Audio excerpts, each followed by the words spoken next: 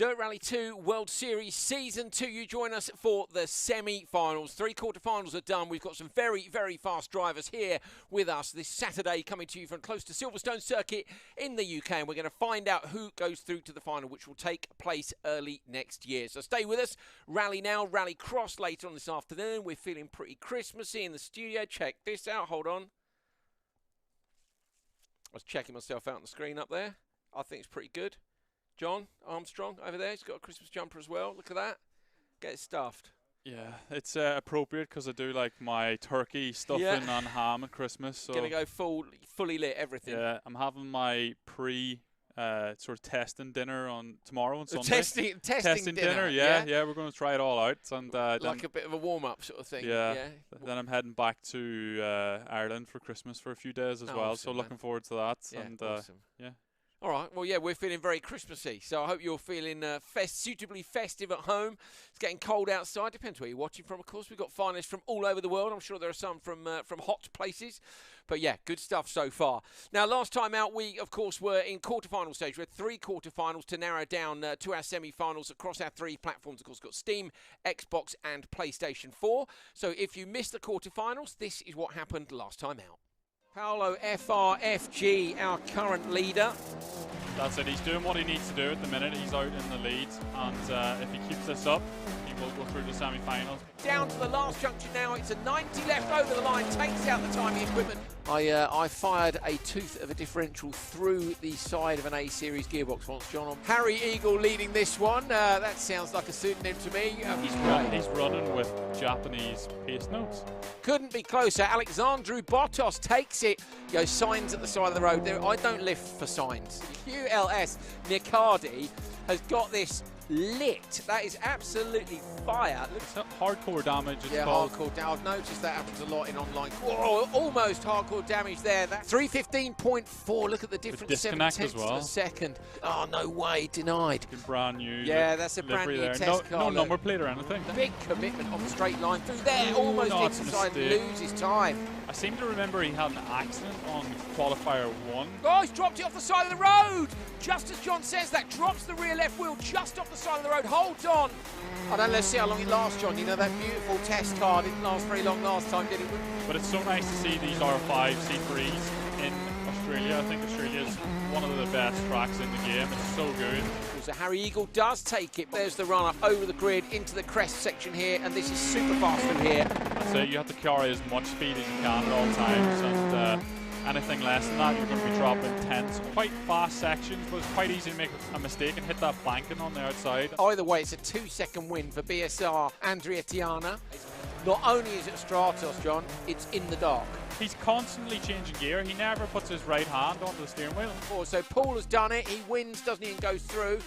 Okay, Eagle, he's wearing a mask. This is the mysterious Harry Eagle. Going into this, you're separated by less than a second. They are in the top of the times.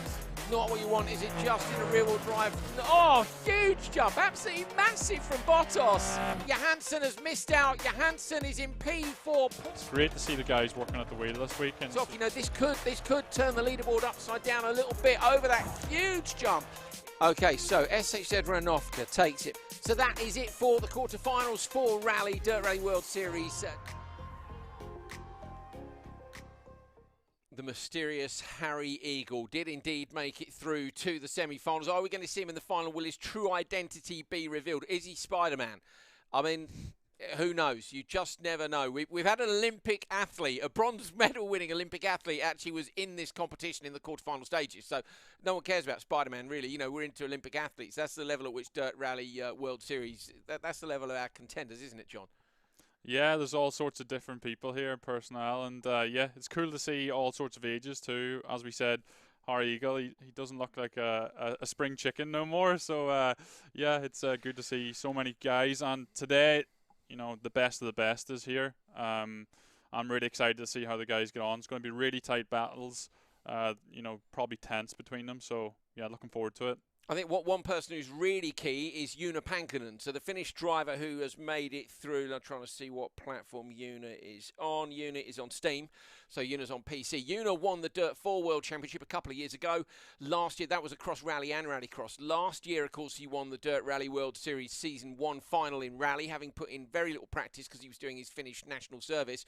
And he's back. He's made it through to the semi-finals. So undefeated, you could call Joona, really, couldn't you? Yeah, there's a bit of pressure on him, I think, to keep performing and be undefeated and keep that sort of streak going. So, yeah, a bit of pressure on him, but he's a Finn, isn't he? He's cool. Nothing really phases him, so I think he'll be one of the favourites to get through today. Yeah, he certainly will.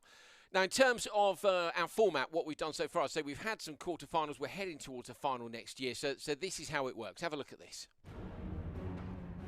So 9 events over 12 weeks on PlayStation, Xbox and Steam. There was a weekly winner and then cumulative times from behind. So you could have been P2, P3 across 3 different stages or tracks in Rallycross to get yourself a place in the quarterfinals. They were 26 September, 31st October and just 2 weeks ago on the 5th of December. So we had our drivers go through at that point and we are now into the semi-finals. So we've got a semi-final for each of the platforms. The top 2 from that will go through to our grand final. And you will notice there that I'm afraid we've had to take the decision to have the grand final online. That's going to be on the 27th of February. I'm sure you can understand why that decision's had to be made with the situation we've got at the minute with the world being in a bit of turmoil with COVID. You know, international travel is tricky at best. And with quarantines and regulations, everybody felt that it was the safest thing to do. And that right now is the most important thing. We want you guys to stay safe. And we're going to ask you to stay home. So basically, the finalists will be at home. We're going to make sure they've all got equal equipment at home. They're going to be equipped with Thrustmaster wheels to make sure that they're all using the same gear. And we'll have an online final on the 27th of February. So it was going to be 15th of January, but I say we've had to move it back a little way to make sure that we can get everybody kitted out and ready for it. But it's still going to be spectacular, and you'll still be able to watch all the action live here with Motorsport Games Codemasters and myself and John, hopefully. So, yeah, looking forward to that. Now, we've got more action lined up for you today. Across new locations and different cars than we've seen so far. This, I think, is going to be super competitive. So have a look at this, cars and tracks for the semi-finals.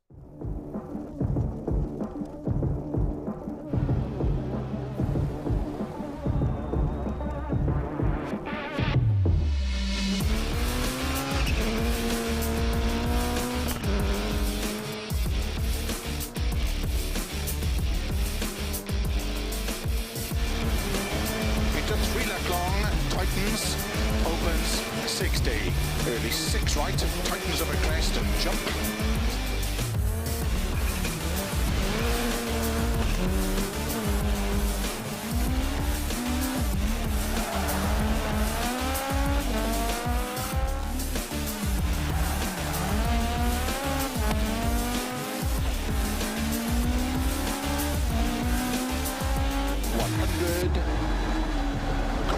And 5 right of a crest, slow 6 left.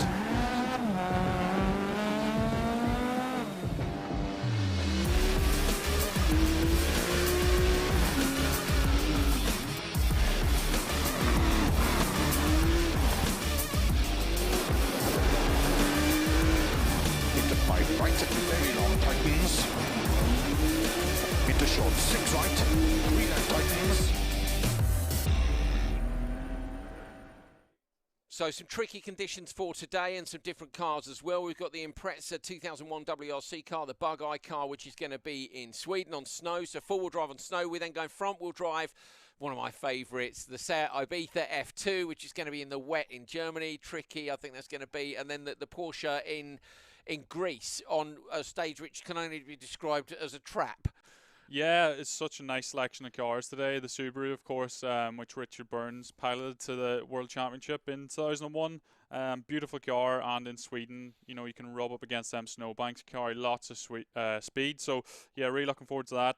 The Ibiza kit car in Germany, probably not the conditions the guys wanted in the wet. You're going to be struggling a lot with understeer, so we might see some moments there. And then the Porsche in Greece, it's anyone's to have there. You know, one slip of the throttle, you could hit a rock, and yeah, it's going to be game over. I played that stage yesterday, and in the words of Admiral Akbar from Star Wars, it's a trap. It definitely is. There's a stay right over crest or in early, and I went in early and just straight into a rock. It's just one of those stages for me, which is, even with a lot of run time, is not easy to learn. Yeah, I think we actually modelled those stages off like a goat track in Germany. So there's not there's not much room for error. You need to be very neat and tidy.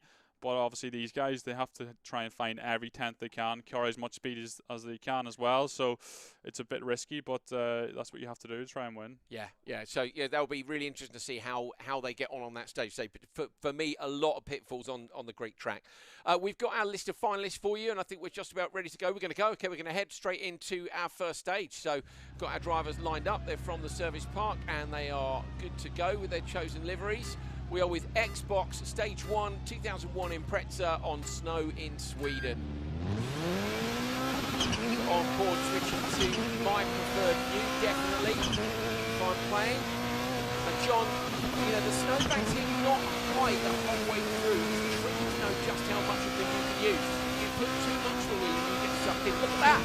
Yeah. Breathtaking mistake, definitely. That was a definite mistake. He just clipped the inside of the bank, which put him up in two wheels on to the bank on the other side, which slowed him down. But you can use the snowbanks a little bit just to rub against them, carry a little bit more speed. But they will slow you down if you hit them too much. But that was lucky to get away with that. And the guys start off here with quite a fast section, loads of crests where they're carrying speed, turn that junction, and now it gets a little bit more technical. We're with Jared Pesh, who's leading at the minute. Jared SP7, top right of your screen is your leaderboard. Armco on the right-hand side through here, another quick, smooth section. You can hear Jared's running a very long gear ratio, not much revs in the car at all. And he's coming onto a really long straight now. He's going to be able to use that gear ratio to its maximum. Listen into this, here we go. Super tricky section over that. Look, he pitches the car in. Tidily done so early on the turning, John, but he knows the crest, he knows it's going to go left. These guys, okay, we know the pace notes in the game are brilliant, but they will have played this stage again and again. They're given a heads up as to what it is. We're actually saying we'd quite like that heads up to be a bit less, wouldn't we, in future? Yeah, the guys, once they know the stage, they can practice it as many times as they want. And I think, to make it more like the real life rally, we would like to not tell them what the stages are going to be in advance so they can't practice as much. We really want to create some stages they've never seen, don't we? But I know that takes years of work, so I'm sure everyone at Codemaster Studios is going, please no. Yeah. But we can find a way, can't we, to make it a bit trickier. But all the same, it's kind of like real rallying now. If you look at WRC for me in recent years, since the prevalence of very cheap onboard cameras, last 20 years, drivers are watching their onboards again and again and again and learning the stages, so it's very true to life. That's it. The drivers can see what each other are doing. In real life, they can watch each other's onboards now, and the stages stay the same year in, year out on the world stage and across the European stage as well. So they can learn the stages as much as they can, and it's where experience really pays off. We're on board with Kyle Renoja at the moment, Estonian driver, who's in P2. Jared, I must say that we're not seeing a lot of movement on the leaderboard on the right. Okay, now we are between Paolo FRG and EXR Tiger. Those two are pretty close together. It's Andrea Tolasco from Italy. And Paolo FRFG is, of course, Paul Beggin, who qualified last time out in semi-final number 3. Left-hand side of the screen, though, John, I would suggest there's a reasonable spread here between the drivers. Yeah, it started to spread out just in this last couple of sectors. The gaps have really increased, but Jared Pedge out in front, he's one of the fastest guys in the community. But he does have his favourite events. I think he's faster in some locations than others, so we'll see how that plays out for him across the season. Jared takes it, we think. We'll have a look at the times in a moment. There's not a lot between all 5-6 drivers. It was indeed Jared Pesh who took it with a 3:12.3. So Pesh is in P1, and behind then was Rome Crago, which is Carl Renoja, the Estonian, 0.7 of a second behind. So 3:12.3 for Jared. Just making a note of that on here so we can try and get an idea of times across the platforms. Paolo FRFG looked with a 3:14.3, 2 seconds back. A further 10th back EXR Tiger, then TX3 Razor and TX3 Gagnier. So between 3:12.3 back to 3:18, less than 6 seconds across them. maybe more than I would have thought. I think, John, what do you reckon? Yeah, that's quite a spread, to be honest, at this stage in the competition. You know, we've got the best drivers here, so 6 seconds is quite a lot. But anything can happen in these next 2 stages, so let's see. Yeah, definitely. We may well see, as John said, people have their favoured. I mean, I know I have preferred. I even have preferred stages. Yeah, there are some locations I love, and there's one stage. Nah, it's not as. I don't know, not as fun, but you know what I mean. It's a tricky one or whatever, and you know it's just not a good stage for you. Yeah, I think each driver, you know, they have stages which they really get into the rhythm and zone, and they're enjoying it. I think when you start enjoying it, that's when the times come. And some stages can just feel like a pure chore, really. Hard work. Yeah, hard work, and you're not really enjoying it. Same in real life. You know, again, you know, I loved the roads in Wales. Kilda, I never got my head around. Yeah, it's just personal preference, and you need to try and get better at the ones you're not as familiar with and don't like. And if you can get better at those, plus be really good at the ones you like, then you're a much better overall driver. Yeah, okay, good stuff. We've got PlayStation coming up for you next. Did we say we've got the list of drivers for PlayStation? We can have a look at that. We've got time to have a look at that. Let's take a look at the list of drivers then. Here's the list of drivers, in fact, for all 3. So PlayStation coming up next. So Tiana Rakatanaevo we're not going to see today, unfortunately, withdrawn at the last minute. We've got Robin Jonsson, who was super quick, Kazuho Iwata, Quinton Del Olmo, Nicolo Ardizon and Guillaume Febre-Riera. And I'm pretty sure, looking at my list, Quinton Del Olmo is one of only 2 drivers who's made it through to the final in both rally and rallycross. The other one is on the left-hand side of your screen there, Lucas Mateja, top of the steam list. He is also through to the semi-finals for rallycross later today. Una Pankkonen, current world champion for Dirt Rally 2.0, also won the World Championship for Dirt 4, the previous title from the excellent Codemasters. Luca Giacomin, Simon Van Savant, Alexandra Gabriel Bottos, and Harry Eagle, the mysterious Harry Eagle. On the right-hand side, Jared Pesh, Carl Renoja, Andrea Telosco, Theo Rochelle, Paul Beggin and Dylan Gagnier, who you've just seen doing battle in Xbox. So those are your 6 semi-finalists. I say there's only 2 from each platform we're going through. This is it. This is crunch time. There's no second chances now. There are no more quarterfinals. There is no, if I didn't make it this time, I'll have another crack at it. If you're gone, you're gone. You're out, John. Done. Yeah, it becomes really tricky at this point, and each platform might hold the best driver. So you're probably thinking, if I'm on Xbox, maybe that's better for me because I'm not up against the overall best driver. Yeah.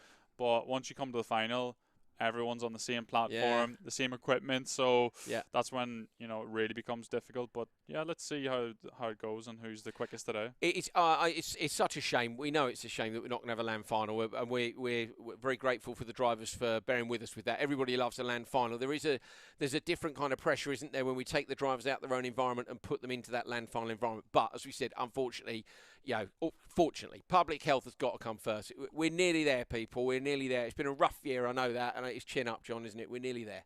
Yeah, that's it. And it's really nice when we have the grand finals at an event where there's lots of spectators. Yeah. Because it adds an extra pressure and element to the drivers themselves. They're not used to people watching them while they're in the zone and going as fast as they can.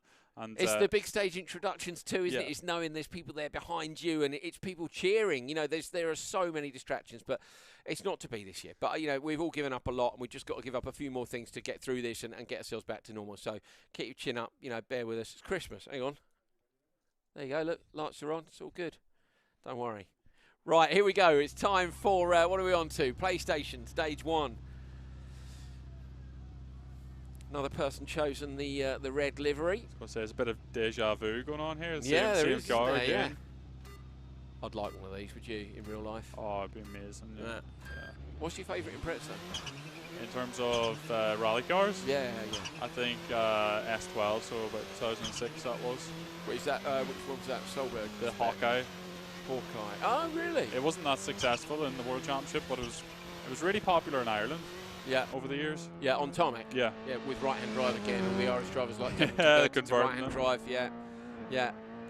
Oh, big century there. You're with QLS Nicardi. Looking down my list, that is Nicolo Ardizon, the Italian driver. Again, one of our qualifiers from last week. But John, pretty wild through there. A different driving style. I mean, maybe a little bit more sideways than we were seeing before. Yeah, that's it. He's opting to chuck the car in and keep his foot on the throttle, which is a good method. But we've seen a bit of a mistake there from Kazuna Koda going wide and hitting the barrier. But Yeah, each driver will have their own preference and driving style, but you want to be neat and tidy and carry as much speed as you can. It's Kazuho Iwata that you're watching at the moment, waiting to come down the middle of the road. Use as much of the width as you can.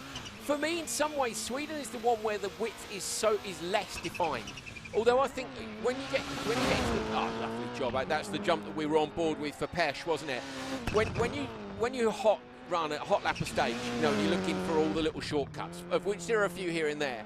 You find, don't you, that there is a bit more width to the road than you think in most locations. But I think that's hardest to judge in Sweden of all the locations. That's it. There's no alternative route. There's no place where you can shave a little bit off the inside of the corner. The banks purely define what the road is and the limits. So yeah, the guys potentially don't have as much room to work with here, but should mean that the stage time should be closer. GM Febreriera, the Spanish driver we're with at the moment, is in P5. But if you look on the left-hand side of your screen, there isn't a lot in it. Zombie Slayer at the moment, a name that you'll be very familiar with if you followed this series for a couple of years. Robin Jonsson, super quick and at the top of the timesheets at the moment. Considering we saw that mistake from Kazuho Iwata, it wasn't a huge one, but it looks to me like he's a little way off the back, John. Looking left-hand side, this could be a second or two in Robin's favour, couldn't it, at the moment? Yeah. Oh, a huge jump. Over the massive jump there, but yeah, getting a couple of seconds on the first stage is perfect. Takes a little bit of pressure off, but then you have to maintain that. And yeah, it looks like a bit of a gap, but good for Kazuna Koda. Even with that mistake, he's still holding on to second so far. Tidy through the junction. How many of these guys do you think will be running the progress bar at the side of the screen? Because I take off, for instance, the pace notes at the top of the screen I don't like. I kind of like the progress bar on to give me an idea of how I'm doing, but I don't know, if I'm hot lapping, sometimes I almost want it all off. I think you know whether you're quick or not. It's a difficult one. These guys will know if they're quick or not, but also, I think there's someone on the rim here. No? I thought I could hear... Have a listen in. He's going fast. He definitely got damage. You can see the bonnet moving. Hear a little rattle. Yeah, we can. Somehow makes it to the finish. Not that much of a margin. I'd say less than a second between them. And it was, yeah, so just over 1.2 seconds. Robin Jonsson takes it, Zombie Slayer, ahead of Kazuho Iwata. What was the time? 3:09.1 was 3 seconds faster, though, wasn't it? Yeah, 3:09.1 is faster than Jared Pesh went to 3:12.3 on Xbox. The spread as well is, 4 seconds? Just about 4.4. So the spread between the drivers, only 5 in this, so we had a last-minute withdrawal. Nothing in it, really, John. I mean, all to play for. Nobody's had an absolute shocker there, but we think maybe some damage to Robin's car. Hard to tell. Yeah, he'll get that repaired for the next stage, but it did sound like he potentially had a flat wheel. But it could have been just a rattle off something else. He definitely had damage. The bonnet was moving over the jump, so he dislodged the bonnet a bit. But as we say in the past, PS4 really strong, faster than Xbox, and yeah, potentially there's a little bit of a faster performance from PlayStation. Well, I play PS4, John. You see, that's why you're so fast. So I like to make sure I have the hardest opposition possible. You know, for my online exploits. I've been terrible recently at online rallies. Terrible. Still getting used to that wheel, aren't you? Yeah. Well, I was. Yeah, my wife's asked me to pack it away for Christmas. I'm had to put. So unfortunately, though I love my wife very much, she's got a few days off over Christmas, which means she's not mad about having, the chair and the wheel right in front of the TV in the lounge. I do understand that, but she'll have to go back to work at some point, and then I'll just get it back out again. We'll be all right. We'll be all right in the end. What are you going to do on Christmas Day though, when you get to that bit where you're bored? No, we're tier 3 now where I live. That's the English term, by the way. It basically means everything's a bit rubbish. We can't really go anywhere or do anything. So it's getting wheeled out, mate. Bringing out the Thrustmaster and the play seat. Going to go hot lapping. I'm going to get myself some more top 200 times. Yeah. Yeah. Actually, you won't be busy Christmas Day. I'll give you a shout. You can give me a bit more tuition. Yeah, we could race together. Yeah. Yeah. Yes. Sounds like a good plan. See?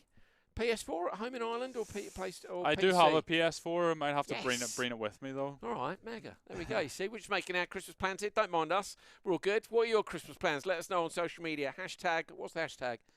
You can make up one. Yeah. No lifting Get off stuffed. Hashtag get stuffed. There we go. Give us a shout and let us know. John Armstrong, get stuffed. Oh, look at that. I set my own lights off there accidentally. Just leant forward. Look. Off they went. Look at that. There they go again. That was a crunch. Oh, mega. I've got another Christmas jumper with me. I wasn't sure if it was appropriate, so I'm wearing this one for now. Right, what we got left? Just PC, isn't it? Are we ready with PC?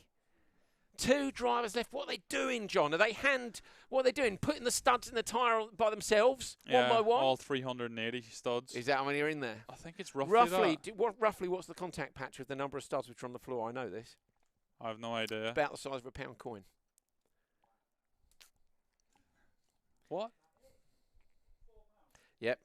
£4, basically. The reason behind the studs, John knows this. John's a professional rally driver. Don't take any notice of me. You have me a bit lost, though. So basically, it's to do the surface area, obviously, of the number of studs which are actually touching the ground. There's 380 studs around the tyre, but obviously, at any one point of rotation, there's only 5 or 6 at the bottom. They're about the size of a pound coin, I believe. And obviously, John, narrow tyres and studs is to get that down into the road. So basically, you're looking for the studs to bite down into the ice, aren't you? Yeah, you're looking for the studs to dig through the ice base and get that traction, and it obviously means in real world rallying that the cars run behind have a more destroyed road from the ones digging it up in front. Depends on the weather too, though, doesn't it? You know, if we've seen good snow and you get the road continue to be in good condition. I've been lucky enough to go out and drive on the frozen lakes. I know John's been and done Rally Sweden last year. Quite go according to plan in terms of weather or results. There wasn't much snow, and I didn't get too far either. You provided. He was in the highlights reel for the WRC, weren't you, John? Yeah, that's my moment of fame. Claim to fame. So we're with Lucas Matasia, who's having a little battle with Harry Eagle. Moving up the field here. I mean, it's super close at the minute on the left-hand side of the screen. Matasia, ultimate choice of livery for me. Yeah, it's the official factory look. Looks mega, doesn't it? It's so iconic, this livery. And there's the other livery, which of course we're not allowed to talk about anymore, the previous livery, the reason why the cars are blue and yellow, which I do think on the very first World Rally car just looked incredible, didn't it? The 1997 Impreza. Yeah, it looked mega. But that blue, the sparkle of the blue with the yellow, it just looks so nice. I love, one of my favourite things from the last couple of years has been, there's Harry Eagle. There he is. What's he got written on the mask? Eagle something? Eagleizer? Eagle-Eye. Oh, he binned it! Harry Eagle's binned it while we were on board. The Eagleizer has chucked it off the road. Unfortunately, he's had an instant penalty. You can see, John, if the car's recovered like that, it's probably +4 or +8, depending on how far he went off the road. The Eagleizer chucked it off. That's a real shame for Harry. You can see on the left-hand side, he's dropped right off the back of the pack now, too. Come on, Harry. Big push now. Japanese place notes again. He's gone for the all-black test livery in the bug-eye Impreza. Oh, man. Commentator's curse for the Eagle. 100%. It was on that corner where you have to pitch the car over the jump, and you have to get your angle and line so correct. Oh, he's up the snowbank again on the left. Yeah, is that a big cut or a don't cut, though, John? That's got to be. Surely that one wasn't on, was it? It's hard to say, though, if that's quicker or slower. I would say it's slower, but he's definitely pushing as hard as he can now, desperately trying to make up that lost time. Go on, Harry, get in. So how far back is Harry Eagle? Can the mysterious Harry Eagle recover from a mistake live on stage 1? Just kind of hoping he can, to be honest. Did he throw it off the road on purpose because he doesn't want to make the final and have his identity revealed? That's a conspiracy theory. Mate, you just don't know. Don't know. We're seeing a great battle for first and second here between Joona Pankinen and Alexandru Bottas. Yeah, to be fair, we haven't mentioned Pankinen, the world champion, out front with Bottas swapping places with Matasia. It does look super close between those three at the top of the table. Pankinen will want to start with a good run here. I wonder how much practice Joona's been getting. They say last year turned up to the finals at the Autosport show with virtually no seat time due to doing his Finnish national service and still won the championship. He is the man to beat, but Matasia's up there.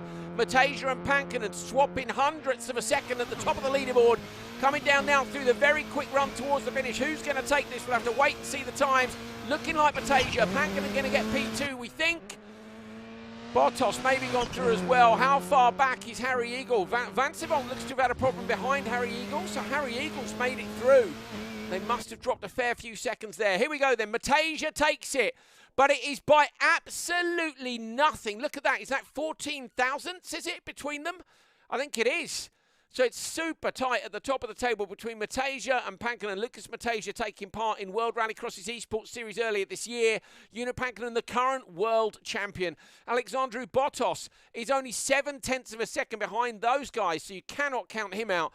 Harry Eagle with his mistake, unfortunately dropping some 11 seconds back, and Simon Vansivon with a problem as well. I think for me, John, those two guys are out. 11 seconds is too. There's all to play for because there are trickier stages to come. That one in Greece for me is an absolute monster. How close is that? How close is that? Super close. You basically say they're level pegging at the moment. There's nothing between No. them. So they're going into stage 2, basically starting fresh again. So we'll see how long this can last. If they're going to be this close throughout, it's going to be an exciting finish. If someone's got to lose out there, and it's a shame because we know Pankin and Mateja are quick, and say Alexandru Bottas was right there as well. My lights are going off again. I don't, it's just I'm feeling so Christmassy. It just happens. Well, it's a battle for the top 2 to go through. If I'm That's correct. what I mean. Yeah. So one of those guys is going to miss out. And really the pressure, what's interesting here is with the mistakes from the mysterious Harry Eagle and also Simon Van Savant, the Belgian driver, with the mistakes for those two, only one of the three is going to miss out. You see what I mean? The pressure's almost ramped up. There's 0.7 of a second between the top 3 on the Steam platform, and there's only really 3 left in it. It's theirs now to chuck away. Yeah, it's going to be so difficult for the two guys who made a mistake there to come back again after losing over 10 seconds because first, second, and third, there's nothing between them. They're going to be going at it in the next 2 again. You're not going to be able to take that time back. Mega. That's what we want. That is what we've come to enjoy with Dirt Rally World Series. These really are, the quarterfinals, the level was very high, but we are with the best of the best now. I'd say Unipankin, the reigning world champion, undefeated, if you want to call him that, on the rally side, certainly. A brilliant performance by him. He's right up there, just slightly, by the tiniest of margins, beaten by Lucas Mateja. It's very, very close. So stay with us. We've got 2 more stages and 2 more cars to come across the 3 platforms to find out who is going to make it into the finals. Next up is Germany in the Seat Ibiza F2. This is F2 cars. John, mega. Unbelievable, and Germany's the best place to drive yeah. them, I think. But it's 306 Max is the one for me, I've got to be honest. Which is quicker in the game? I think the 306 Max is top trumps as far as I'm aware. Not to say you couldn't tune the other ones to be just as fast. But I think the guys will be paying particular attention to the differential settings going into this stage because so much power front wheel drive. You're going to get understeer, so you're trying to prevent that as much as you can, and they'll be able to tune the diff, open it up to reduce the understeer beyond the power a little bit more. There are those wet conditions that John was talking about. You've got a short run here it's a 90 left, and this you'll be familiar with. This actually starts midway through one of the longer stages, doesn't it? Yeah. It's the second half of a long stage, so 90 left. Look at the amount of road used and the amount of throttle. In fact, standing water to the side of the road. Now you've got 2 chicanes. John, for me, these are absolutely crucial, and just a clatter there on one side and then the other. Quickly through this one as well, we're on board with Jared. Tidier through the second one than the first, and down to what is a hairpin right. If you can perfect them chicanes, there's a lot of time to be made, but you've just seen a couple of little hits off the chicane, which you can get away with. You can rub the beals. They're one of those bits, if you're hot lapping this stage, it's fine because you can rage quit straight away if you don't get the chicane right. But when you're doing the long stage and they're in the middle of the stage, it makes me livid. You got a good 4 sectors in, haven't you? And then you come to the chicane, you mess it up, and it's like, no! I always give a little bit of room just so I try not to hit them. But if you clip the first bail on a chicane, it can send you off into the other one on the outside, and it's a straight headbutt into a bail, basically. Lots of speed to be carried through there. Runs up the bank a little bit. Just about holds on with Paul Beggin looking down bottom right-hand side of your screen. Oh, no! Surely going to take a wheel off. Hits the rear front, then the rear. Late on the brakes down here into a 90 right. These guys are pushing really hard, John, but this is potentially just a little bit too hard. I mean, he's got away with it. This is so ragged. That was crazy. It looked like he had a serious tank slapper coming down that hill. Tank slapper into the tank rumble strips. Yeah. Hinkelstein's at the side of the road, if you're not familiar with the German event. It's held on a military range, and the big concrete lumps at the side of the road are like icebergs. They're basically buried a lot further into the ground than pokes out the top. And it was Solberg, of course, who very famously destroyed an Impreza on those. Terrifying things, and not something you want to run up against. It is not a snowbank. Yeah, the Hinkelsteins are obviously to stop tanks going off course in the military range, so they'll definitely stop a rally car. 100%. They'll do some serious damage, but carrying lots of speed up this hill. You take a little nibble there onto the grass again, but he's staying on the tarmac with 2 wheels, so that's perfectly legal. Down into 2 square lefts now, and you've got the massive high-speed run down to the big jump. The colour of that car reminds me of the car which was on a piece of marketing material, which was for the infamous and not sure if it was really real, the Cupra F2, which you were able to buy for the road, which I think, if I remember correctly, they made one of. Was it SPG that made one of? I can't remember. Somebody made one car, and it's, you know, it's on the forums. People are desperately looking to see if they can get one into the right now. But I don't think the car ever came to anything. Never seen the light of day. Such a shame, because, mate, I'd have one of those 100%. Imagine if they'd made it. I mean, there was the 306 GTI 6, wasn't there? Which was the 6-speed, effectively the homologation special of the 306, but it was never really a proper F2. You want the wide-arch bad boy, you know. EXR Tiger taking it. Jared Pesch right with him. Gagnier, in fact, that is super close between them. 3:04.5, yeah, 1 second in between EXR Tiger. Now, EXR Tiger is Andrea Tolasco, the Italian driver. Can you remember who was P2 on stage 1? I actually can't. Did you take it? No. No, Jared won the stage with a 3:12.3. TX3, who was P2? Oh, it was the Estonian. Carl Renoja. Yeah. Yeah, Renoja. Carl Renoja was P2. So, okay, where's Carl Renoja on this one? Down in P5. Look, that's the Estonian flag, left-hand side of your screen in P5, around Crago. TX3 Gagnier, I remember, was at the bottom of the table last time. The two TX3 drivers were P5 and P6. So, this is wide open, I would say. Again, we might be able to top the times up before we get to the final stage and have a look and see just how close it is. But that was Tolasco, was it, that took that one, that last one? What did you write down? Did you write the time down? I've got the time, but I haven't the name. But there's a lot going on. I think it's a fair assumption to say Jared Pesch is doing himself the best no harm at all. Yeah, so won the first stage, P2 on that stage. So Jared is looking favourite. I'm writing FAV on there. That's a commentator's note that I've just made up for favourite, because I won't remember what happened 3 minutes ago. In 3 minutes' time, I'll be clueless to that, which is why I have to have a pen and paper. You see, and it's not just because I'm old. It's true, isn't it, John? It's very tricky to keep tabs on all the times and who's finished where, but hopefully the guys. Over there. They'll give us a little list before the final stage. Fine. There's someone in another room who's doing it. Was my tree going off again there? Did someone, hang on, I think it was. It's got a mind of its own. There we go. Look at that. You see? Oh, they're the little presents. No, yeah, well, it's like the baubles. Baubles, yeah. Like that. That's super cool. I've had this a couple of years now. I think I only wear it once a year. And here's something awful for you to know. I don't know whether or not this would survive going through the wash. So I wear it for very special occasions, and this is one of them. So there you go, Dirt Rally 2.0 Codemasters Motorsport Games. You're privileged. This jumper only comes out for very special occasions. I think it's been to the pub on Christmas Eve. It's probably soaked in beer, to be honest, because if I put it through the wash, will it last? My producer's telling me that his won't last either. He's got one with lights on. What's yours? Is it the Coca-Cola one? Can't say Coca-Cola, probably. You can get other drinks. Whatever, it's not a big deal, to be honest. But yeah, he's got the lorry and it's got LEDs across there. So there you go. Get yourself a Christmas jumper with some LED lights in it. You can be as cool as me and the producer. Just saying. Right, what we do now, should we do a bit more motorsport? Yeah? Steam? Okay, we're going to do steam. Oh, the Eagle has landed on his roof in the last stage, and I'm breaking news. Harry the Eagle Edwards, as I've just renamed him, the mysterious Harry Eagle, has had to go back to being Spider-Man or whatever it was that he was doing. He's rage quitted. Yeah. Oh, man, I'm a little bit gutted because I liked Harry and I wanted to see like the mask as well. What did it say? Eagle, what was it? Eagleizer? Like the Equalizer. We're ready to go, unfortunately. You're going to have to... That segue's come to a premature end. I'm sure you're... Already, he's not soaring. You're not soaring anymore. That's a football joke from the UK. I'm not even a football fan. Okay, here we go. Pankinen in this. We're down, remember, to 3, and it was, if I remember correctly, Pankinen, Matasia. Was it Bottas? Yeah, it was, wasn't it? And Van Savant had problems. So, has Harry the Eagle, the mysterious Eagle, Harry Eagle, should he have quit, John? Because I get it, but I think maybe he shouldn't. Having said that, if you're up against Matasia and Pankinen, I wouldn't fancy their chances of making a mistake. Bottas, who we're on board with here, super smooth, and for me, that's what you need here.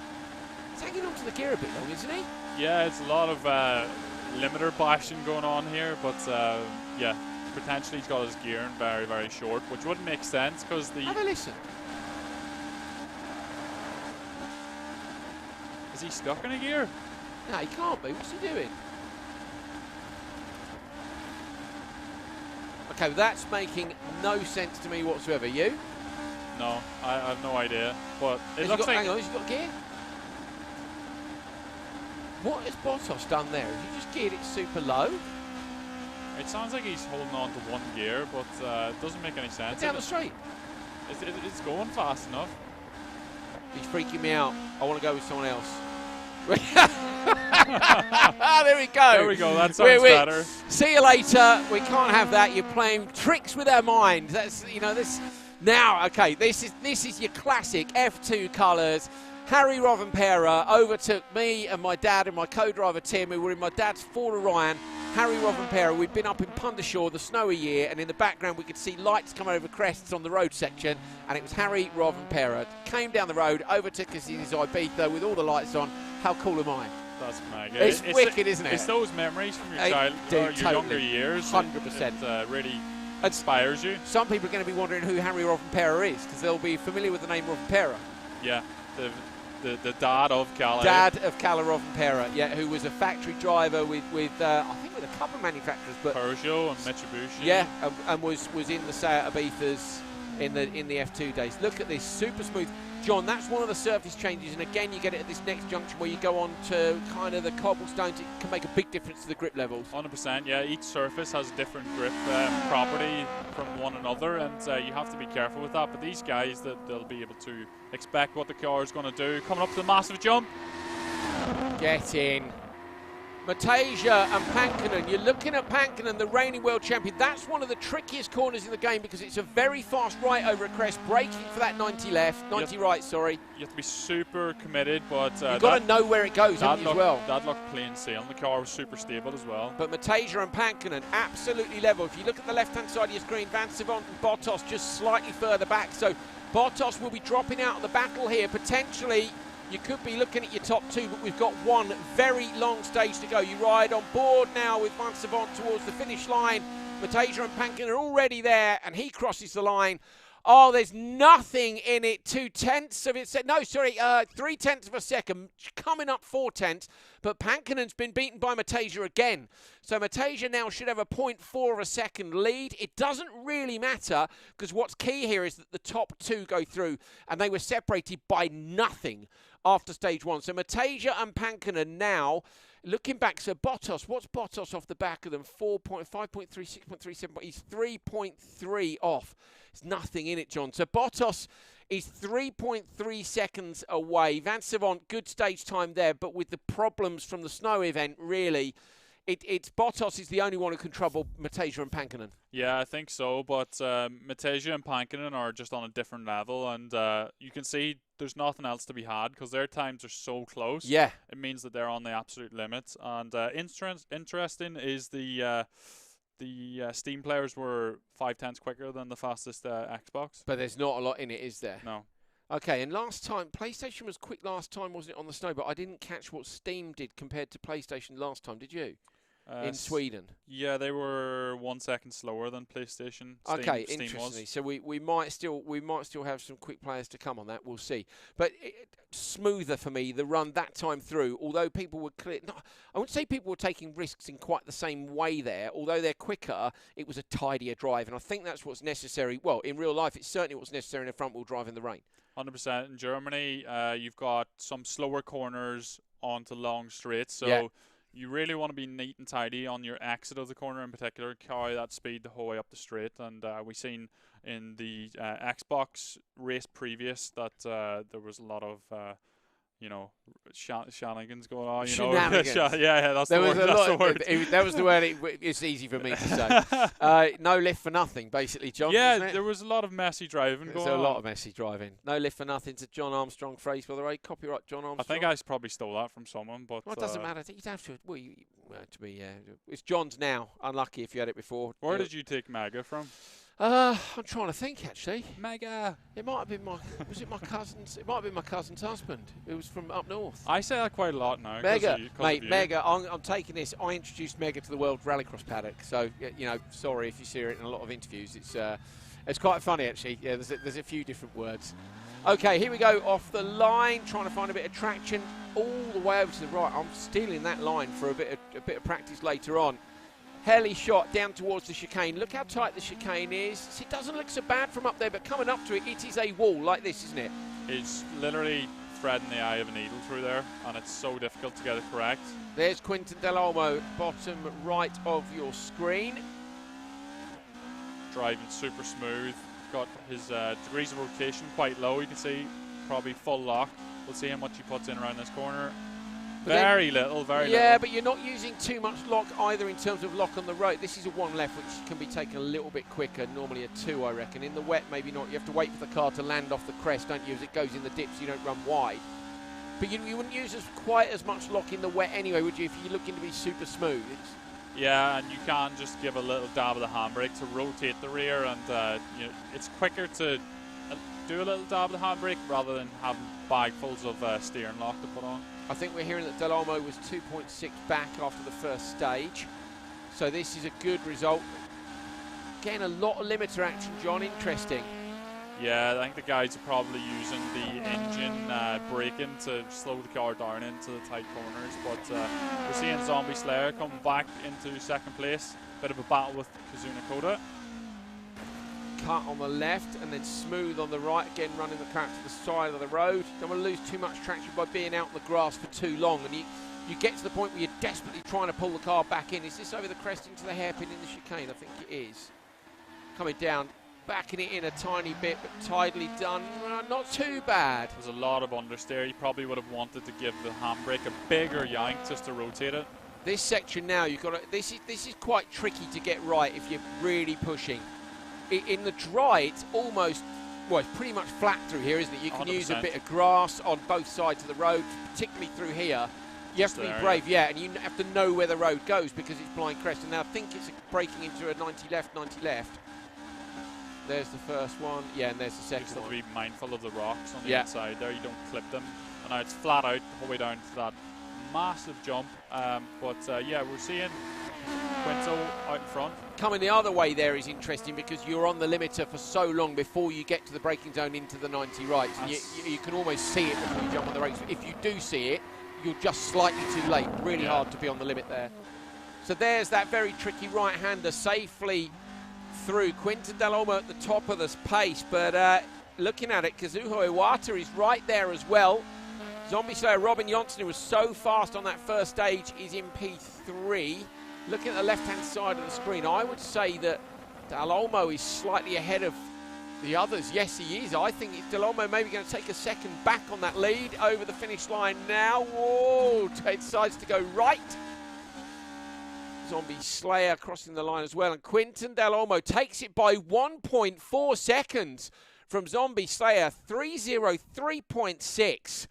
So he's closing that gap down on Robin Johnson, Zombie Slayer. Kazuna Kota is on a 3:05.1, just a tenth of a second back. That's Kazuho Iwata, the Japanese driver. QLS Nikadi, Nicolo Ardizone. And then we've got TNF TFS Willie. That's Guillaume Febreriera, the Spanish driver, in the Spanish car, but not working out that time, a little way off the pace of the others in the wet there in Germany. Once again, PS4 fastest overall between the three platforms, just 4/10 quicker than Steam. Now, in the past, we've seen, haven't we, that Steam, I think, has tended to be maybe the more competitive platform, but I think this year we're maybe seeing that it's just as competitive on PS4. Yeah, 100%, and the guys on PS4 seem to be just as talented as the guys on Steam. But Xbox as well, you know, Jared Petch, one of the best players we have. So, I think he plays on Steam as well. So, it looks like he's went through Xbox to qualify an easier route, potentially, to qualify. Interesting, yeah. So rather than go up against the quick guys, go on a different platform, which he thinks is slightly less competitive. There you go. See, a bit of tactics going on there. Some of these guys I know have played on all three platforms, haven't they? But I think PC is the one where you tend to gravitate to if you're going professional gaming. Yeah, 100%. You know, you've got more flexibility with PC. It's much easier to use all sorts of different equipment with your rig as well. You know, different types of steering wheels and add-ons and little things like that. But I think Steam/PC is the most popular. Well, in terms of coming round in for equipment, when we come to the finals, we'll be making sure, say, the drivers are going to be on one platform. So it's not a LAN final, unfortunately, because of COVID. So they'll be at home. We'll be using PC as that platform. We can do some special build stuff with PC, which means we can do some more interesting things during the final. But we will also be sending them equipment to make sure they're all using the same kit. Now, John, what's your preferred steering wheel? Thrustmaster, of course. Well, that's interesting because it's my preferred steering wheel as well. And for the drivers in the final, Thrustmaster is going to be there. So we'll be sending them all Thrustmaster kit which they'll be using for the final in February. So have a look at this.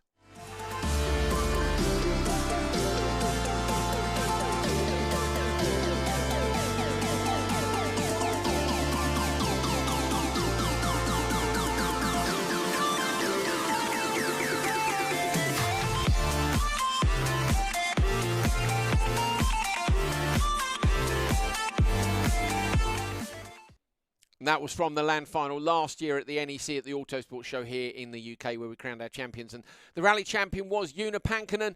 And Pankkonen is right in the thick of the fight to make it through this time. So are we going to see him go for a third defence? Dirt 4, the previous title. Remember, on Dirt 5 now, so he'd won that already. And then we moved on to Dirt Rally 2.0. And Pankkonen is in the fight now to make it through to the final. Can he win 3 World Championships in a row? If he does, do we give him the trophy? I mean, we're going to have to do something special for him. On to our final stage. Got a bit more time to discuss this one. Look at the left-hand side of your screen. You see there are 8 splits. That always tells me, John, when I'm in-game, that it's a longer stage. I think usually 8 splits is 6 to 9 miles, roughly, in terms of stage length. And this one is really tricky for me. Absolutely brilliant to see a long stage, and this really opens it up.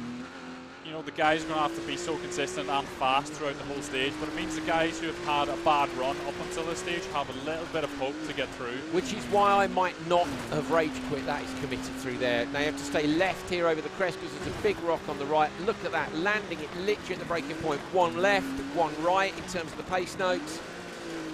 Got this car setup absolutely nailed down. Oh, and as I say, that runs wide. Commentator's curse again. Is that a puncture? That was hard into the wall on the right, John. That was really unusual. Are we on board with the same guy again now? Same livery.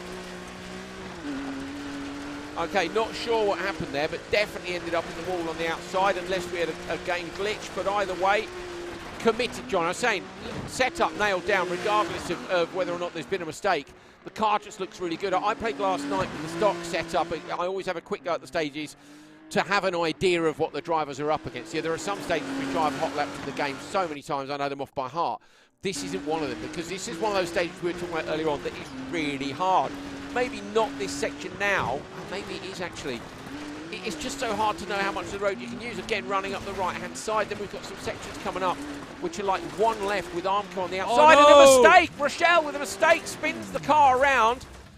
How much lost time here? Get it into gear. Come on, get going. Not even sure which way they're facing. Which way are they facing? Come on, get moving. Back onto the stage.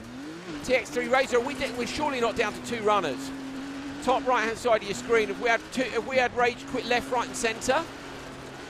We think.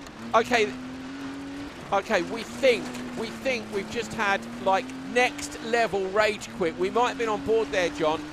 No, you don't rage quit in this stage, because we've just seen the number of mistakes. It's not what we want to see, and of course this is so tricky. If the guys have made mistakes, it means the other guys who haven't made one so far could make a mistake. So yeah, you want to keep going, but it's not nice to see so many rage quits. No, it's not what we want. But look, I get it. Okay, we're not sure if we might have a technical issue. We think we might have a technical issue here. So if we do, then obviously we'll get onto race control and find out exactly what we'll do about that. There's a running just slightly wide in the classic liveried Porsche of Jared Pesch. So we will look into this and come back to you. It would be unusual. Having said that, John, this is a tricky one. So you're in the semi-final. You're within an ace of going through to the World Championship final.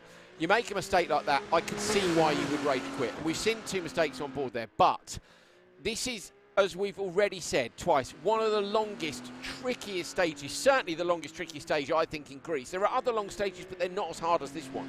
Yeah, this Don't is quit. Such a tricky stage. Anything can happen, and the guys are playing in sunset conditions, so it means under the trees it's very dark, hard to pick your line. Yeah. But also it means the low sun can blind you in certain areas as well. Colin McRae too. You must have turned up the brightness on the TV to play the night stages. I think I probably did. Yeah, you see, it was the way to do it. Made the graphics look horrible, but you could see the stage completely.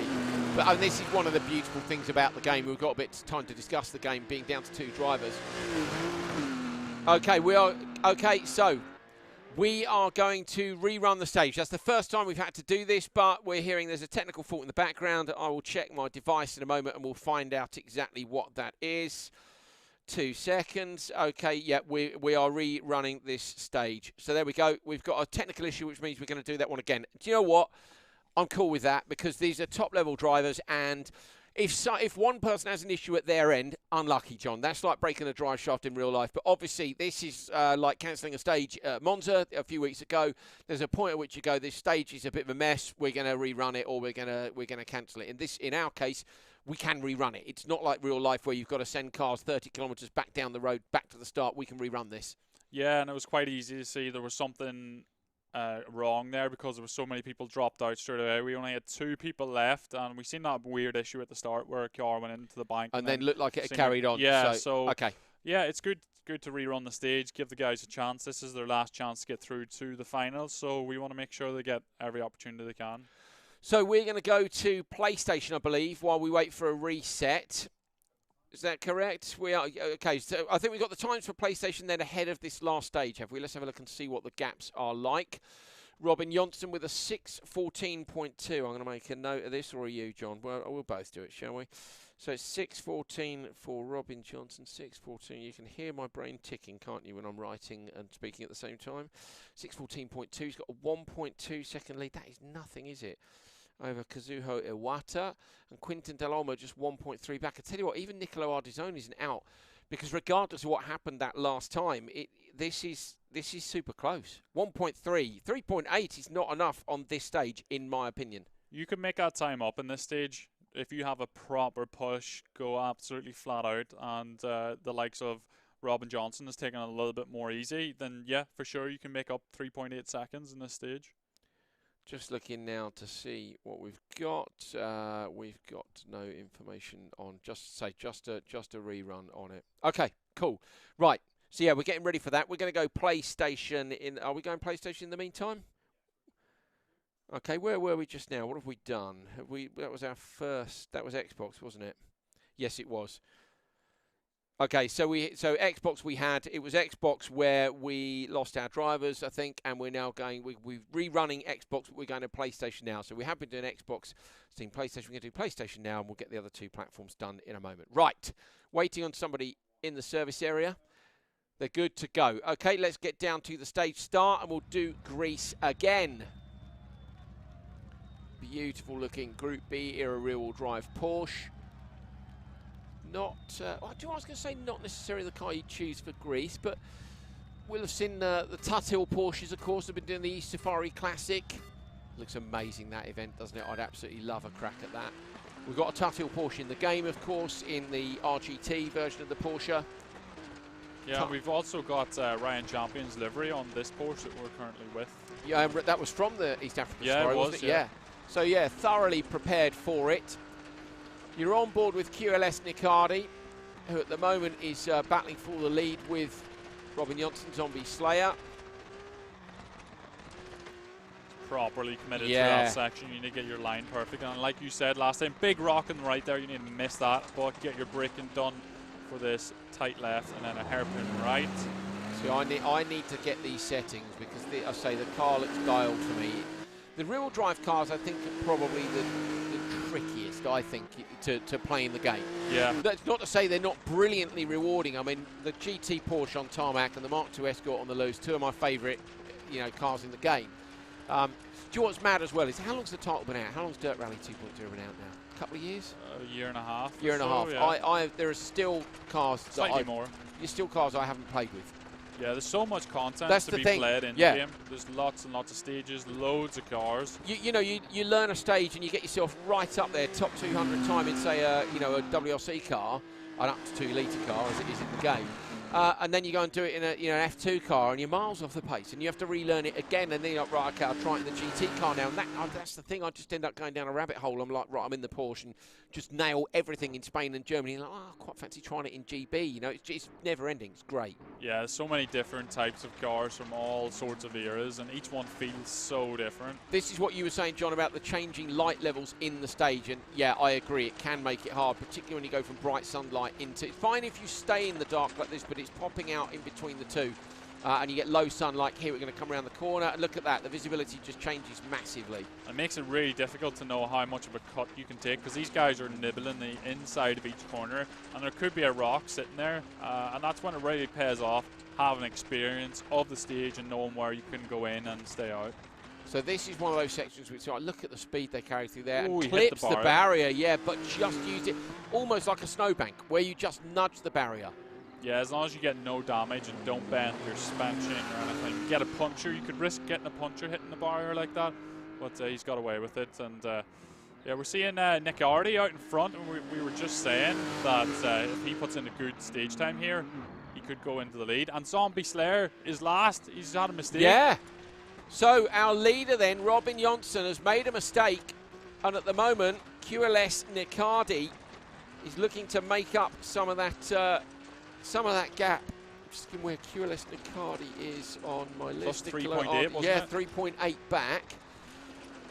Wow. So, but then there's 3.8 across the top 4, and so Robin Johnson's now got to try and make up some of that time. But long stage, John, only halfway through. Yeah, he needs to really give it all now. He only had a lead of 1.2 and a further 1/10 to second place. So as it stands at the minute, Robin Johansson. Is he Johansson? Robin Johnson. Yeah. He's going to be out if he doesn't go a little bit faster. Quite a lot. Well, or if nobody else makes a mistake. So this could be Nicolo Ardizon, the Italian driver, leading QLS Nicardi. And in P2, look, is Kazuho Iwata, the Japanese driver. We worked out last time that it's super late there. You're on board with Kazuho Iwata now. And I tell you what, he's absolutely locked in through there. That is proper committed, super tidy. I don't want to give him the commentator's curse into a long open right-hander here. Kind of a hairpin tightens a bit. There's another section towards the end of the stage, John, where there's one of those big rocks on the right-hand side. It's one of those in early corners, but you've got to get it right. Look at the size of the rocks here. You can take a wheel off in Greece so quickly. Yeah, there's so much stuff to hit. Rocks, banks, and all sorts of other stuff. It makes it so tricky, but he's carrying lots of speed. Look at this. He's in second place at the moment, but he's swapping positions with Nick Arty. It's a proper fight. It is, but these two, they won't know this, but Kazuho Iwata and, yeah, I mean, Nicolo Ardizon, I suppose it depends how far up the road they are, because Quinton Del Olmo was about 2.5 ahead of Nicolo Ardizon. Quinton at the minute is in P3. I mean, we're going to have to wait, aren't we, for the times at the end. Fully lit through here. There is nothing in between the top two, Nicolo Ardizon and Kazuho Iwata. They are properly pushing. That was a big moment, but he got away with it. Coming towards the last couple of sectors now. Such a long stage. It gets so tricky, though. There's no easy part of this stage, but some are less intense than others, and this one's a little bit easier now. John, look, left-hand side of the screen, Zombie Slayer is back up with Quinton Del Olmo. So yeah. Robin Johnson, if he's level with Quinton Del Olmo, that almost puts Del Olmo out, and he was in P3. So Johnson might get back up into P2 here. It's going to come down, I think, to what the gap is between Zombie Slayer, who was leading, and Nicolo Ardizon, who was in P4 and is potentially in P2 as we ride on board now with Nicolo Ardizon risking everything for a place in the final of the Dirt Rally World Series. Absolutely on it. Yeah, and Kazuna Koda looks like he's got this under control. I've been super impressed by his driving. He never really takes too many risks. Looks fully in control, and he's bossed this stage so far. Yeah, tidy as the onboard through that section, absolutely threading the needle. We could have Kazuho Iwata going through to the final here On board again now, down. Absolutely mint run. Iwata should have booked a space there in the final. He was P2 coming into this stage and he's won it. So who's it going to be? You're on board now, coming down towards the finish line with Zombie Slayer in P3. Beats Del Olmo. Felt like too long of a gap to get through, though, because so you think that it will be... Nick Hardy and Iwata, I think, potentially are the ones that have went through. Well, Robin, we're on board now with 10 TFS Welly, which is Guillaume Riera, the Spanish driver, just too far back. I'd suggest a puncture rear right from the way the car's behaving. Just going to make it. No, DNF by 1 second.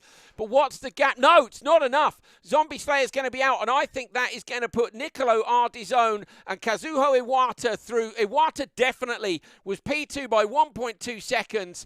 Quinton Del Olmo was in third place on 1.3, but has been beaten there. QLS Nicardi. Nicolo Ardizone was 3.8 off, and he's now more than 6 seconds up the road from Robin Johnson. So the top two there, I think, have booked a place in the final. Yeah, I think so too, and it just shows you anything can happen in this last stage. That was crazy. Really good. This is excitement. I like these long stages. We need more of these. But that's a long, tricky stage as well, and this is what we were saying. Okay, we had a tech issue previously, and we thought we were seeing people quit. Don't quit. And Robin Johnson there, to be fair, didn't quit. Whatever the issue was, fought it out and actually got back past Quinton Del Olmo. Or did Del Olmo make a mistake? But either way, don't quit on that last stage. Just hang in there. Yeah, I think Robin's had a mistake at the start of that stage, and he's done well to get back and get close again, but yeah, just not enough. And this is, Greece is perfect for esports because every corner you're taking a risk to take it at a maximum speed that you can do. And it's, well, if you take that risk, you may have a mistake, and it's fantastic. It's just anything can happen. No, brilliant. Absolutely fantastic. So we've got two of our finalists gone through to the final. Season 2 of Dirt Rally World Series. Kazuho Iwata and Nicolo Ardizone. So Iwata's going to be playing late at night. But I'll tell you what, looking at the onboard with Iwata, I'd have to have him up there in terms of my favourites potentially to take the world title. We are going to Xbox next. And we can see the times going into the final stage. So at the moment, Jared Pesh leads on 6 minutes 17.865. So 6:17.8. He's got 1.1 over Andrea Tolasco. Just make a note of this because it was so important last time. Then it's Paul Beggin is plus 4.4. And who's back there? 4.6 off is Carl Reynoja. That is our Estonian driver. But I have to say, you can't actually count out. Unfortunately, Dylan Gagnier is too far back. Even Theo Rochelle, let's put that in as well. That is plus 6.6 for Theo Rochelle. So we're waiting on one driver in the service area. Who's your money on? You can't call this. It's all very close there. You would say Yard Pesh. He's got the measure. He knows what he needs to do. He's got the pace. If he can just get through, make no mistakes, and have a good pace. 6.6 though over the thing is, you only got to run. You remember last time we saw someone drop a wheel last time, and it was worth 2 seconds on a stage a lot shorter than this in Australia. And I just think you can end up. A tiny mistake can cost you big time here. John's rubbing his hands together, all to play for places in the final of Dirt Rally World Series 2021 up for grabs. We're just riding on board with Ryan Champion's livery, as we were talking about earlier. But I'm so excited. Anything can happen here. It just opens it up to anyone getting through. This is our Estonian friend, Carl Reynoja, who is in P4, 4.6 seconds off. I think we'd make the assumption, being Estonian, he probably prefers loose surface over tarmac, which he had in the previous stage. So to see can he get some time back here. Look at that jump. That's mega, isn't it? That is lit. Over the jump again. That you can hear they're on the brake the second they land. I noticed there's almost a tiny cut, isn't that 90 right? There's a rock just before the apex, but there isn't one at the apex. You can stick the nose in there. It's like a late apex just to clip it, Smooth through this right-hander now. John, what are they looking for through here? I mean, there, cut. So I guess, in terms of recce, how many times, how do you learn a stage like this? I say that I describe this one as a trap because it's just one that I've played before and wrecked the car a lot. You can have a perfect run and you get caught out. What are they looking for? It's learning where you need to, carry your line. You want to first find out what the fastest line is for a corner. You see there, they're taking a big cut on the inside. And then you want to get through the stage as fast as you can without crashing and see how good you are on the leaderboards. So I was going to say, like in real life, there are certain stages where you say, okay, I can take a risk on this corner, but not here, or, a full push on this one, but maybe not here. Oh, my goodness me, that is lit from Jared Pesh. That suspension's taking a beating, as you can see. Yeah. These historic cars, they don't have the suspension capabilities of the more modern cars. No, and you can feel that in the game. You can 100%. feel the difference, even in the up to 2 litre cars. You can feel the difference between the Citroen, for instance, and the 97 Impreza. Yeah. The difference is marked. Yeah. Like the car is a lot more capable, and that that plays out in the game. But what I was going to say is, you'd like to think to yourself, well, I'll risk it here, I won't risk it there. I think because of the level of these guys, look at the left-hand side. You've got to risk it everywhere. You have to take a certain risk throughout the whole stage to get through here. You can see that Jared is absolutely pushing, but he is risking making a mistake. But if he backs off too much, he could drop a second a corner. So he has to keep it going and keep his foot down. He is leading at the moment from TX3 Razor, which is Theo Rochelle. Theo Rochelle was 6.6 seconds back, but he was only 2.2 seconds back from Paul Begin, Paolo FRFG. So, he can get up, Theo can get up to P3 pretty easily. It's whether or not he can catch up to P2, which is Andrea Talasco. 1.1 second off our leader, Jared Pesh. Now, where is Andrea Talasco on this? He is EX3 Tiger, so he's in P4. So actually, it's looking interesting again, John. Yeah, it's open. Anyone can go through right now, but if we want to see a bigger gap, a bigger spread. How much of the maths have you done if you're in this competition? I mean, I guess some of these guys run the stream next to them so they can see what the gaps are, because they won't have been able to necessarily add it up themselves, or would they have done? Would somebody have done it for them? It really depends. They can work it out. They can try and know what the gap is. They'll be watching the stream to know as well. But some of the guys may just have the attitude that I'm just going to go for it. I'm going to keep pushing. I'm going to keep a good pace, and that's going to be enough if I make no mistakes. So, yeah, it's really, really interesting. And we're seeing Jared still out in front at the minute. Doesn't look like he's under any sort of pressure. Is that a gap he's got on the left? It is, isn't it? So look at Jared's name. Looks to me, you can see when the names are blurred, you can tell that basically two people are close together. But Jared Pesh actually looks to me like he might have 2 or 3 seconds here, John. I think he's done the hard work now. He can afford to back off because he knows he has the gap coming into the stage. Plus, he's got a gap on the stage. Do you back off though? Because it's that thing again, just like in real life. You start backing off and the car stops working. These cars, just like in real life, they don't work if you're not leaning on them. You know the way competition brakes and suspension. You start driving it like a road car and it feels horrible. Yeah, and then that's when your concentration drops as well, and you can just hit something. You'll take a line that wasn't perfect, and you need to keep your concentration levels as high as you can. So we are with TX3 Gagnier at the minute, which is Dylan Gagnier, who's at the back of the pack. Paolo FRFG then. Paul Beggin was 4.4 down. I think Paul has made a mistake here, John, because you can clearly see his name at the back of the pack. Paul's in P3, so I reckon he's gone. Paul Beggin's out of this. Look at the left-hand side of the screen. The others, it's too close around him. He's too far behind, but look at the gap that Jared has got now. That's at least a couple of seconds. Oh, wind it in, Jared. Come on, just a little. Oh, huge commitment. That's that rock that often catches me out if you get in early into there. So I really TX3 raising. Oh, off again, nearly. Talk about riding your luck. But, I mean, he's got nothing to lose. Paul might as well risk it for a biscuit. Yeah, he's got to go as fast as he can and take those risks. They might pay off, but as you can see... EXR Tiger's gone. Left-hand side of your screen dropped a long way back. Oh, and it's a mistake. For Power. So Paul Beggin's gone round. EXR Tiger was... Andrea Talasco was in P2.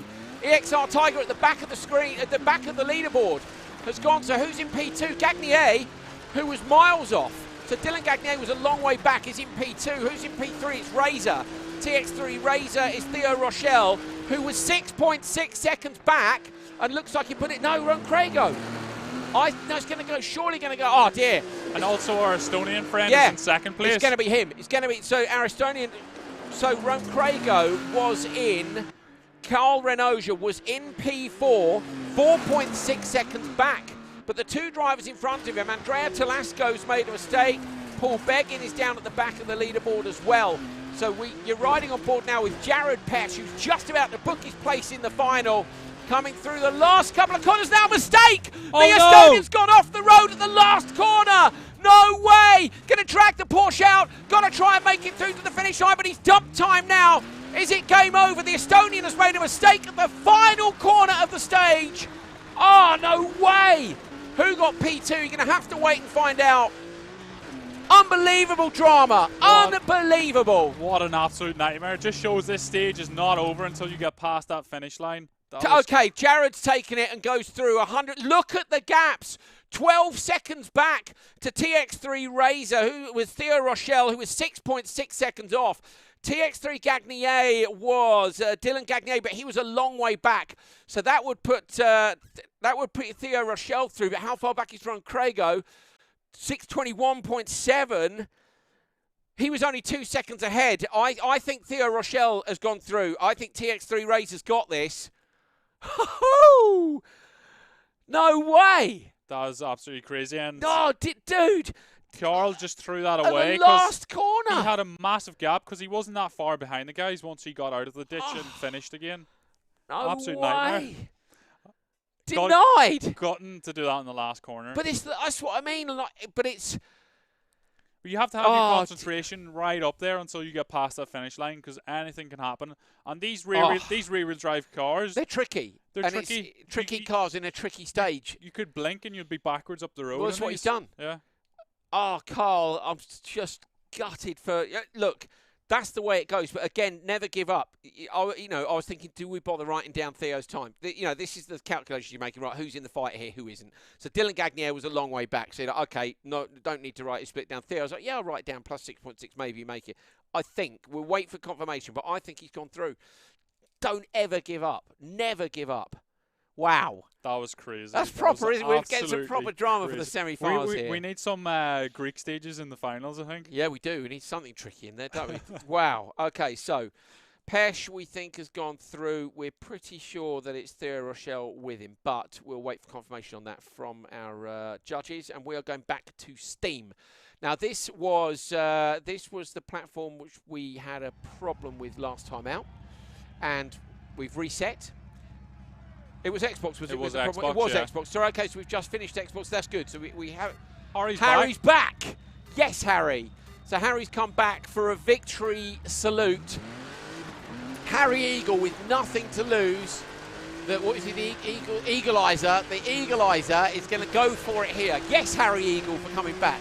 He's got to risk it, John. I want to see nothing less than full send from Harry Eagle while we see what it's going to be like at the top of the table. Wasn't it Pankinen, Matasia and Bottas, wasn't it, the places in between? And between Pankinen and Matasia there was only 4 tenths, so it's totally anyone's to take right now. It's really whether or not they can hold on without making mistakes and whether Bottas can go through clean. You're on board with Bottas now, nearly drops it on the brakes at the very first big break. That was a big nosedive over the jump. I was surprised. But yeah, I think Pankinen and Matasia, they could look at this and say, if we stay at the same pace, we're both going to go through. But does one of them want to be the dominator? Do they want to say, right, I'm stamping my authority, I'm the best here? Oh, and you'd have your money based on previous form on Pankinen being able to do that. I remember it was so close in the final last. There were tears in the final last time. Like it was so close. Remember, there was a tiny mistake, wasn't there? I think by Pankinen. I think he had a spin. Yeah. In the last stage. Yeah, I'd still won it, didn't he? Yeah. Because who was it? Yeah, Hansen. I can't remember. There was the driver who came P2 just didn't quite nick it from him. So we know Pankinen is good under the pressure of a land final. We're not having that land final, as I say, he's going to be playing from home. But yeah, do you want to throw down? We're on board with Harry Eagle. He's back. Come on, Harry. Get it sent, lad. Ooh. Oh, yes. That's so bumpy through that section, and you've got to thread the car through those really fast corners. Into a hairpin left here. I love this corner. But you don't want to cut it too much because it's a bit bumpy and inside. I'll tell you what, if you were competing for real life in these cars, your issue wouldn't actually be how committed you were. It would be managing the car mechanically through these stages. Because while a modern world car, R5 car, Rally 2, whatever you want to call it, you could smash through this as hard as you like.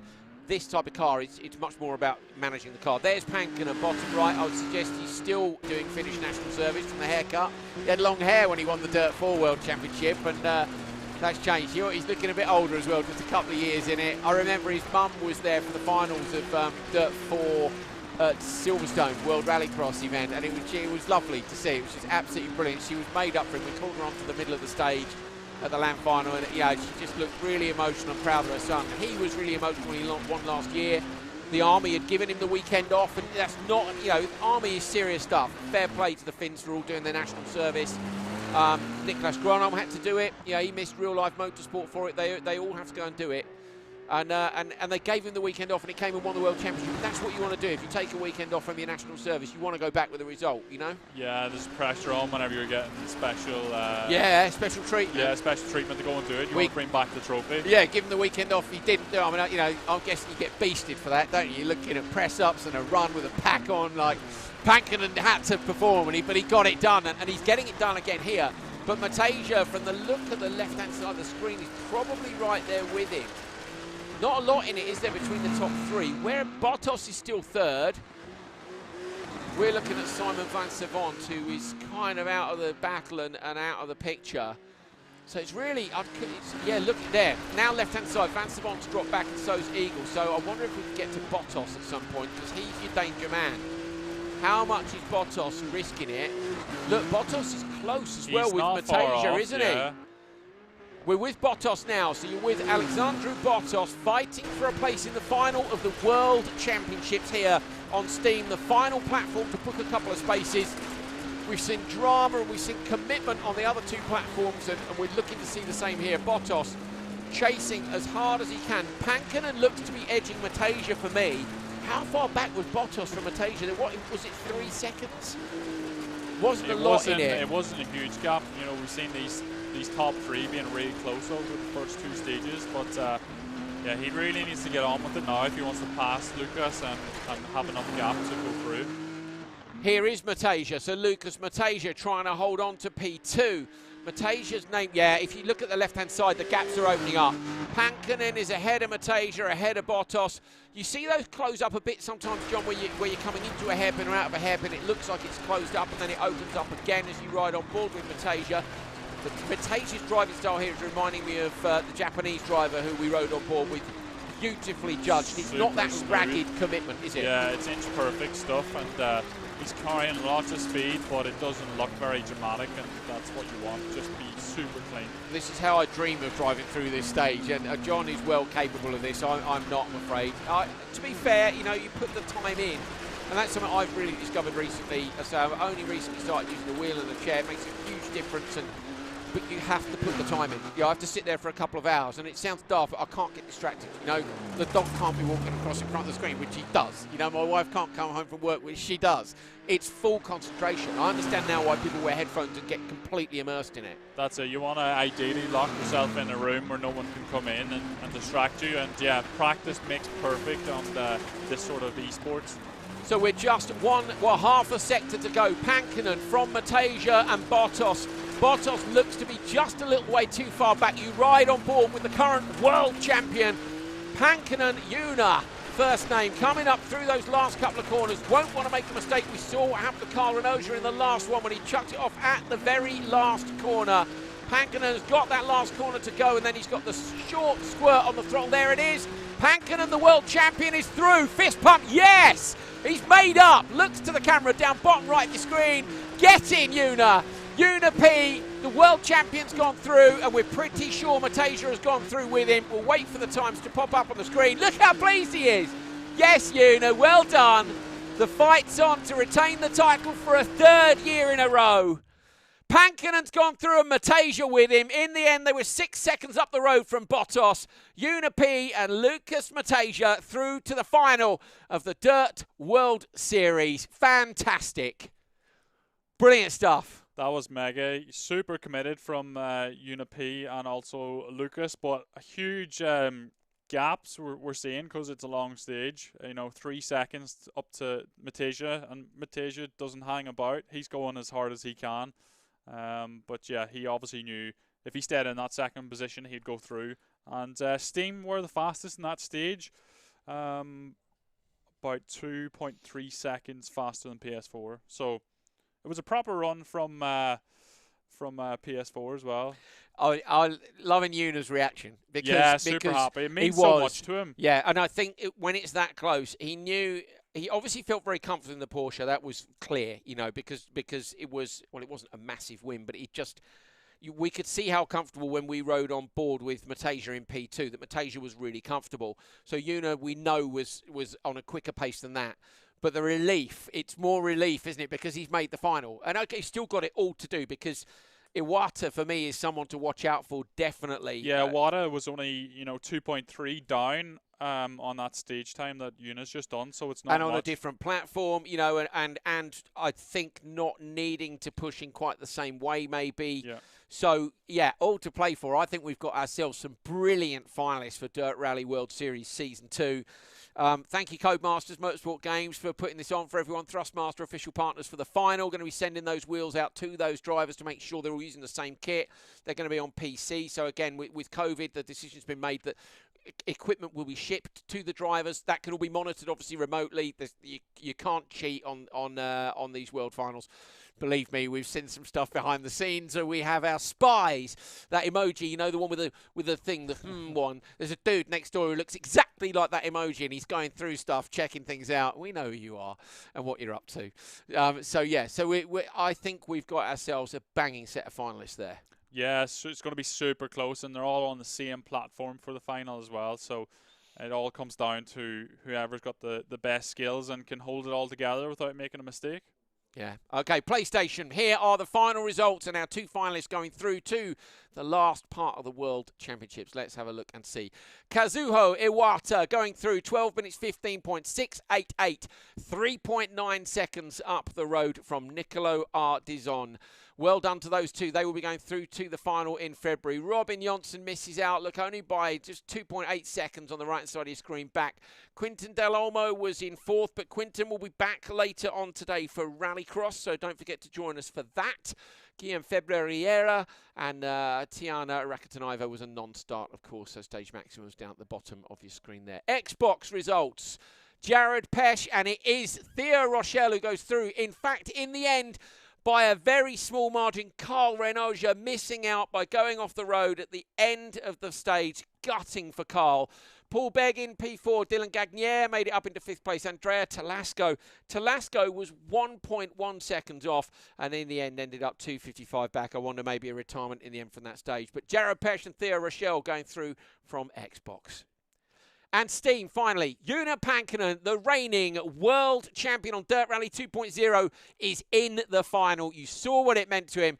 Lucas Matasia, a familiar name if you've been following World RX's Esports this year. Lucas is absolutely brilliant at rally and rallycross. He's in the final too. Alexandru Gabriel Bottas, a brilliant job, unlucky not to go through. Simon von Savant recovering a little bit on that last stage. Harry Eagle, the mysterious Harry, come on, let us know, who are you? Put some mysterious clues online. And Luca Giacomin not making the cut either this time. So you have your 6 finalists. Here they are, Pankinen and Matasia from Steam, Iwata and Ardizon from PlayStation, and Pesch and Rochelle from Xbox. That's proper motorsport, that is referring to you by your surnames, and we'll be referring to them by their real names in the final, because that's what we do when it comes to final time.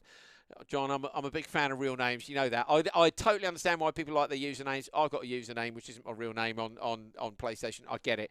But it's somehow, I don't know, when you go to a World Championship final and you're battling for it, it's cool, isn't it, to be using real names? Yeah, 100%. It means that you've made it. And yeah. if you're getting referenced by your real name, you're really up there. Yeah, you've made it. You've made it. Me and John are going to be shouting about you in February.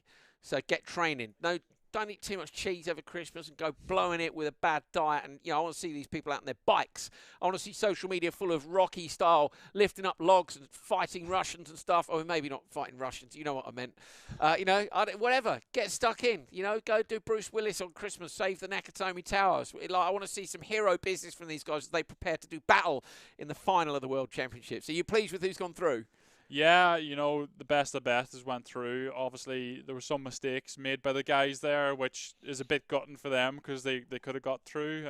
Some of the guys that didn't, but I think all in all, the best guys went through. And Joona P, probably the standout from the day. He didn't get flustered with not being the quickest over the first 2 stages, but then bossed it in that second or the third stage. And Yeah, I think he's a bit of a specialist with rear-wheel drive cars, so it'll be interesting to see what we do in the final and what sort of cars and tracks we have. Yeah, I might have had a sneak peek at one of the cars earlier on today, which was good fun. I can't say anything about that. What time are we on for Rallycross? I'm just looking it up. Is it 5, John? I think it is, isn't it? 5 o'clock local time, correct? Yes. So, yeah. So it's 15:27 here in the UK. That's 3:27 p.m. if you're somebody who doesn't use a 24-hour clock. That's terrible, by the way. 24-hour clocks are what grown-ups use. So in 1 hour and 33 minutes, you'll be able to join us for the semi-finals of Rallycross. And about 5 hours later, you'll find out the result when the stewards are done with all the drivers who've been firing each other off. I'm looking forward to that. Yeah, last time out there was a few incidents where we had to take a look at it again and make some decisions, but yeah, hopefully there's not too much contact. Oh, yeah, I'm sure we'll be keeping it fairly sensible. Are we ready? No, okay, we're good. That's all right. We're just getting our ducks in a row. Don't you worry, we're all good. Rallycross later on. Let me find out what the stages are for you. Stages, well, of course, actually tracks. Stages are for rallying. We have got for you Estering in Germany, the second oldest rallycross track. Estering, no runoff anywhere, and it's going to be quite tricky. Let's say Bikanieki in Latvia, yep, and then Killarney in South Africa. So we've got a good mix of venues for you there. Looking forward to seeing how the drivers get on there. So join us later on at 1700. We will be ready for you for the World Rallycross Championships finals. Semi-finals for Esports. Decide who's going to get through to the final. We're done with Dirt Rally World Series until February the 27th. 6 drivers have gone through to battle it out for the World Championship. Can Una P make it 3 world titles in a row and become an esports legend? Will one of those other drivers be able to knock it out? You saw just how close it was. So make sure you come back for the final. Merry Christmas. If you're not joining us for Rallycross later on, how dare you? So I'll say Merry Christmas to you then. So get ourselves ready for Rallycross. Join us at 5 p.m. today. We'll see you then.